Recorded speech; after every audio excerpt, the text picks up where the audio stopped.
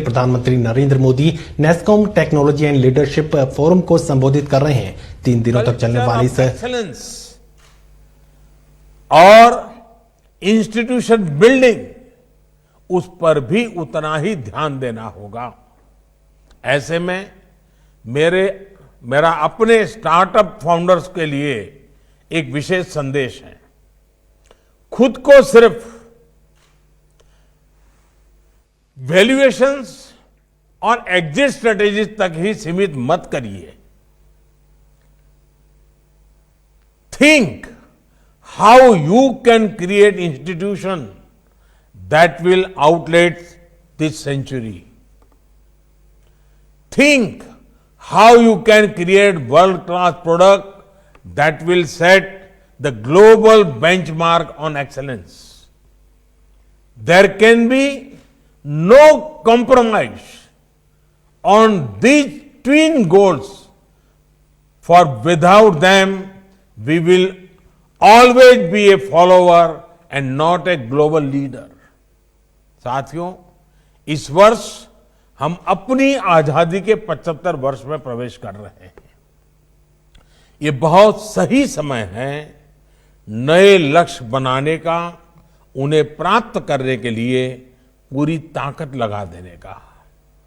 अब से 25-26 साल बाद जब भारत अपनी स्वतंत्रता के 100 वर्ष मनाएगा, जब हम सेंचुरी सेलिब्रेट करते होंगे, तब कितने नए वर्ल्ड क्लास प्रोडक्ट्स हमने दिए होंगे, कितने ग्लोबल लीडर्स हमने बनाए होंगे, ये सोचकर हमें अभी से काम करना होगा। आप लक्ष्य तय करिए, देश आपके साथ है। भारत की इतनी बड़ी आबादी आपकी बहुत बड़ी ताकत है।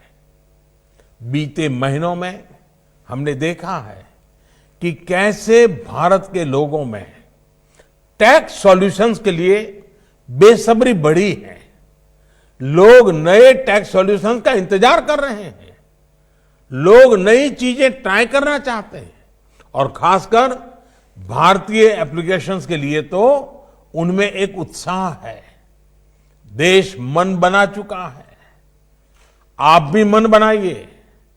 साथियों, 21वीं सदी में भारत की चुनौतियां और उसके समाधान के लिए प्रोएक्टिव टेक्नोलॉजिकल सॉल्यूशन देना IT industry, tech industry, innovators, researchers, young mind, इनका बहुत बड़ा दायित्व है। अब जैसे हमारी खेती में पानी और फर्टिलाइजर की जरूरत से ज्यादा उपयोग से बहुत बड़ी समस्या आती है, क्या इंडस्ट्री को ऐसी स्मार्ट टेक्नोलॉजी के लिए काम नहीं करना चाहिए जो आर्टिफिशियल इंटेलिजेंस का उपयोग करते हुए हर फसल में पानी और फर्टिलाइजर की जरूरत के बारे में किसान को बता सके? सिर्फ टेक्नोलॉजी बनाने भर से ही काम नहीं चलेगा, इसको भारत में मास लेवल पर एडॉप्ट भी किया जा सके, ऐसे सॉल्यूशंस हमें तलाश करने हैं। इसी तरह हेल्थ एंड वेलनेस के डेटा की ताकत से गरीब को लाभ कैसे मिले, इसके लिए भी आज भारत आपकी तरफ देख रहा है। टेलीमेडिसिन को प्रभावी बनाने के लिए भी आपसे बेहतरीन सॉल्यूशंस की उम्मीद देश कर रहा है। साथियों, शिक्षा और स्किल डेवलपमेंट को लेकर भी टेक इंडस्ट्री को ऐसे समाधान देश को देने होंगे जो देश की बड़े से बड़ी आबादी को सुलभ हो। आज देश में अटल टिंकरिंग लैब से लेकर अटल इंक्यूबेशन सेंटर तक टेक्नोलॉजी के लिए स्कूल कॉलेज में ही माहौल बनाया जा रहा है। नई नेशनल एजुकेशन पॉलिसी में एजुकेशन के साथ साथ स्किलिंग पर भी उतना ही जोर दिया गया है। ये प्रयास इंडस्ट्री के सहयोग के बिना सफल नहीं हो सकते। एक बात मैं ये भी कहूंगा कि आप अपनी सीएसआर एक्टिविटीज के आउटकम पर फिर ध्यान दीजिए। अगर आपकी सीएसआर एक्टिविटीज का फोकस देश के पिछड़े क्षेत्रों के बच्चों पर होगा, आप उन्हें डिजिटल एजुकेशन से ज्यादा जोड़ेंगे, उनमें analytical thinking, lateral thinking develop करेंगे, तो ये एक बहुत बड़ा गेम चेंजर होगा। सरकार अपनी तरफ से प्रयास कर रही है, लेकिन इसमें आपका साथ मिलना, तो मैं समझता हूं बात कहां से कहां ले जा सकती है। India is not short of ideas, it needs mentors who can help turn ideas into reality. साथियों, आत्मनिर्भर भारत के बड़े सेंटर आज देश के टियर 2, टियर 3 शहर बनाते जा रहे हैं। यही छोटे शहर आज आईटी बेस्ड टेक्नोलॉजीज की डिमांड और ग्रोथ के भी बड़े सेंटर बनते जा रहे हैं।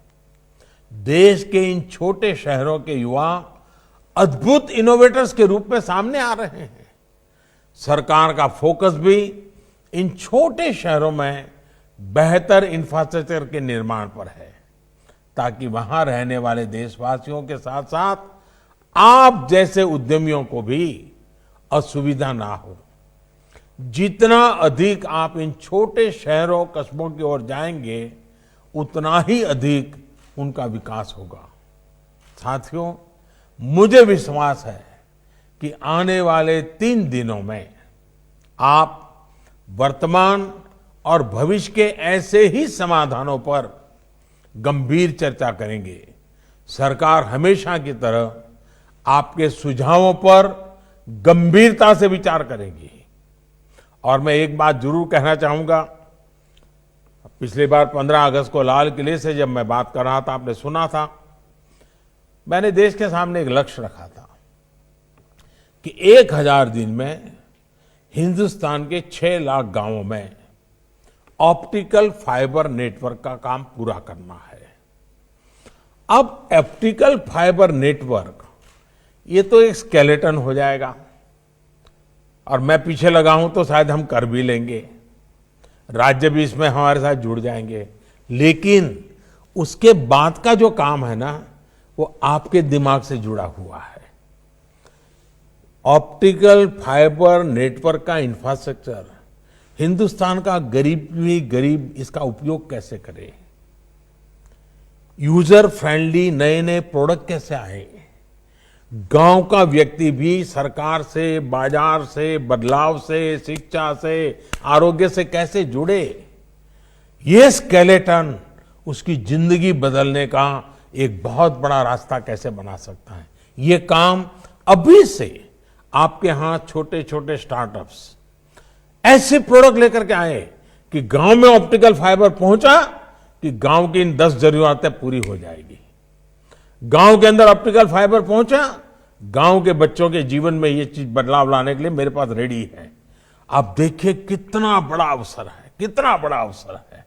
और इसलिए मैं आपको निमंत्रण देता हूं कि सरकार इस काम को कर रही है। आप सोचिए, आजादी के 75 साल के लिए आप क्या कंट्रीब्यूट करेंगे, कुछ तय कीजिए।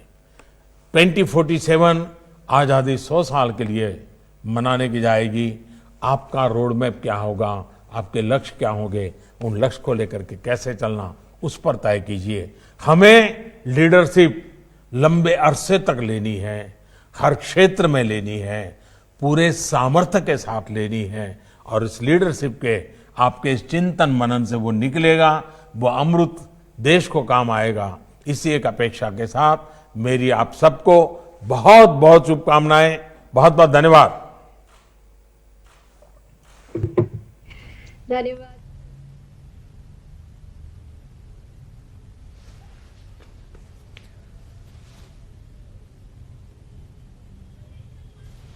चलिए, प्रधानमंत्री नरेंद्र मोदी को आप सुन रहे थे। डिजिटल भारत किस तरीके से आगे बढ़ सकता है, संभावनाएं किस तरीके की हैं, तमाम उन पहलुओं का जिक्र यहां प्रधानमंत्री नरेंद्र मोदी ने किया। और उसके साथ ही ये भी कहा कि मेंटर्स की जरूरत आज पूरे देश को है। डिजिटल ऑप्टिकल फाइबर किस तरीके से गांव-गांव तक पहुंचाने की केंद्र सरकार की योजना है, लेकिन उससे आगे का जो कार्यक्रम है वो प्राइवेट सेक्टर्स और एंटरप्रेन्योर्स से जुड़े लोगों को, अलग अलग देशों में बैठे उद्योगपतियों को इस दिशा में सोचने की जरूरत पड़ेगी किस तरीके से भारत को आगे बढ़ाया जा सकता है।